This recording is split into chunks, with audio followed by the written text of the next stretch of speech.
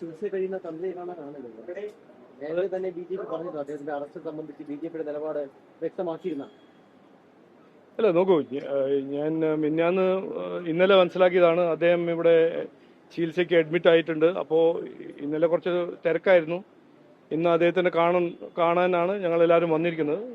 കൃഷ്ണദാസ്ജിയും കരമന ജയൻജിയും എൻ്റെ ഒപ്പം അഡ്വക്കേറ്റ് സുരേഷും അദ്ദേഹത്തിൻ്റെ എന്താണ് സ്ഥിതി കാണാനാണ് ഞങ്ങൾ ഇവിടെ വന്നിരിക്കുന്നത്. ഞാൻ ആദ്യം മുതൽ ഒരു കാര്യം പറഞ്ഞതാണ്, ഇവിടെ ശബരിമല കൊള്ള ഒളിപ്പിക്കാനും അവിടുന്ന് ശ്രദ്ധ തിരിക്കാൻ ഇവിടുത്തെ സർക്കാർ അവരുടെ തന്ത്രങ്ങൾ നടപ്പിലാക്കും എന്ന് ഞാൻ ആദ്യം മുതൽ പറഞ്ഞതാണ്. ഒക്ടോബർ 3-ാം തീയതി എൻ്റെ ആദ്യത്തെ പ്രസ് കോൺഫറൻസിൽ ഞാൻ പറഞ്ഞതാണ്, ഈ SITയോ ഈ കേരള പോലീസോ ഇവരുടെ അന്വേഷണത്തിന് ഒന്നും നടക്കില്ല, ഒന്നും തെളിവാവില്ല. ഏകദേശം 6 മാസമായി. ഇനിയും നമുക്ക് ആര് ചെയ്തു, ആരായിരുന്നു ഉണ്ണികൃഷ്ണൻ പോറ്റിയുടെ പിന്നിൽ, ഇത് ഇന്നുവരെ സർക്കാരിന് ഈ കേരള പോലീസിനും കൃത്യമായി പറയാൻ കഴിയുന്നില്ല.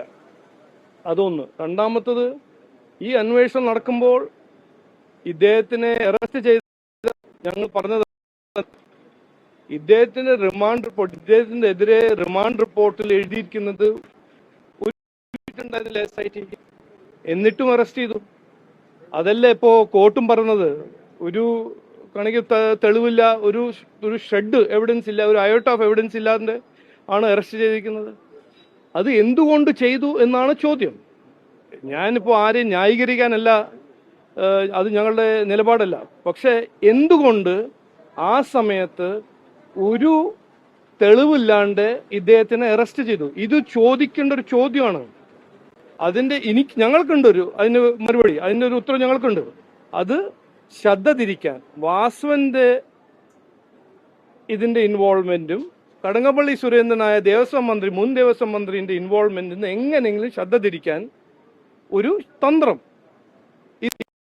ഞങ്ങളുടെ മനസ്സിൽ ഒരു ഔൺസും സംശയമില്ല.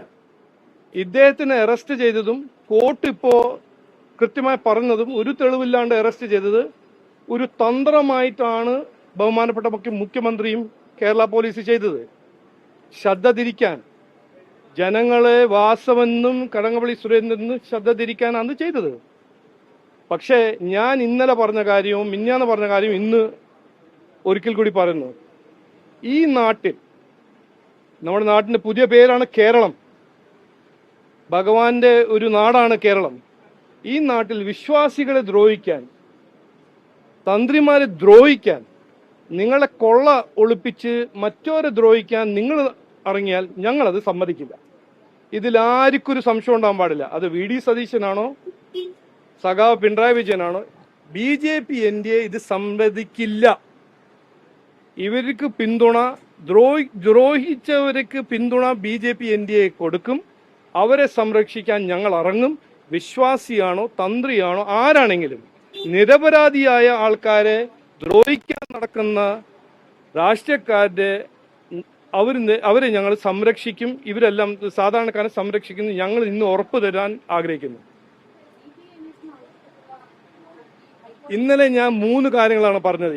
ഈ 2018 അയ്യപ്പ ഭക്തന്മാരെ ദ്രോഹിച്ച്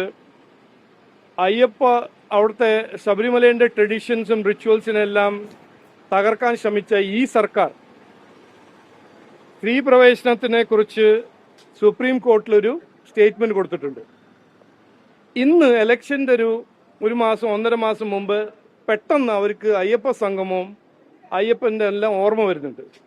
അങ്ങനെയാണെങ്കിൽ, ശകലം ഉളുപ്പുണ്ടെങ്കിൽ 3 കാര്യങ്ങൾ ഈ സർക്കാർ ചെയ്യണം. ഒന്ന്,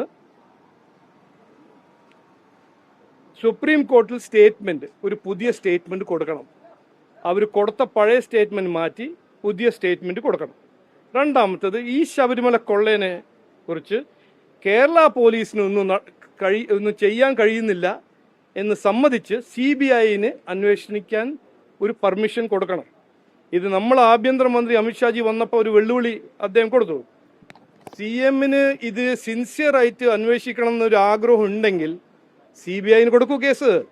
കേരള പോലീസ് 6 മാസം അന്വേഷിച്ചതല്ലേ, അത് ഒന്നും ചെയ്തില്ലല്ലോ, ഒന്നും കണ്ടുപിടിച്ചില്ലല്ലോ. ഇനിയിപ്പോൾ CBIന് കൊടുക്കൂ. രണ്ടാമത്തത്. മൂന്നാമത്തത്, 2018 3000 പേര് അതിനേക്കാൾ കൂടുതൽ സാധാരണ വിശ്വാസികളെതിരെ കേസ് ഫയൽ ചെയ്തിട്ടുണ്ട്. ഈ സർക്കാർ കേസ് പിൻവലിക്കൂ, മാപ്പി ചോദിക്കൂ.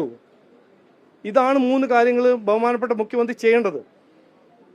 ശകല ഉളുപ്പുണ്ടെങ്കിൽ, അത് ഉളുപ്പുണ്ടോ ഉളുപ്പില്ലെന്ന് നിങ്ങൾ അദ്ദേഹത്തോട് ചോദിക്കണം. സർക്കാരിനെ സംബന്ധിച്ചിടത്തോളം ഇപ്പോൾ ഈ വിഷയത്തിൽ നടത്തുന്ന അന്വേഷണങ്ങൾ തൃപ്തിയാണ്, അവരെ സംബന്ധിച്ച് പ്രശ്നമൊന്നുമില്ല. പക്ഷേ BJP ഇത്തരത്തിലെല്ലാം മുന്നോട്ട് പോകുന്നത് എന്ന് പറയുമ്പോഴും കോടതിയിൽ തിരിച്ചടി നേരിട്ടിട്ടുണ്ട്.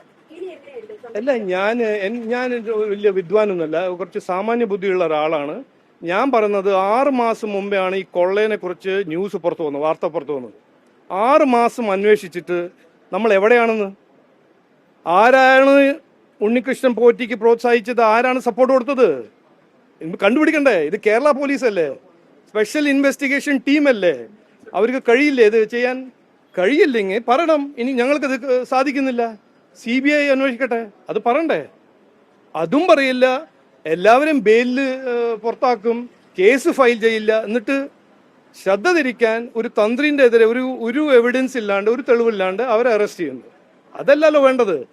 എന്താണ് ജനങ്ങളുടെ ആവശ്യം? ജനങ്ങൾ എന്താണ് ആഗ്രഹിക്കുന്നത്? ഇത് ആര് ചെയ്തു? ആരാണ് ഈ 4.5 കിലോ സ്വർണം കട്ടുകൊണ്ടുപോയത്? ഉണ്ണികൃഷ്ണൻ പോറ്റിയുടെ പിന്നിൽ ആരായിരുന്നു?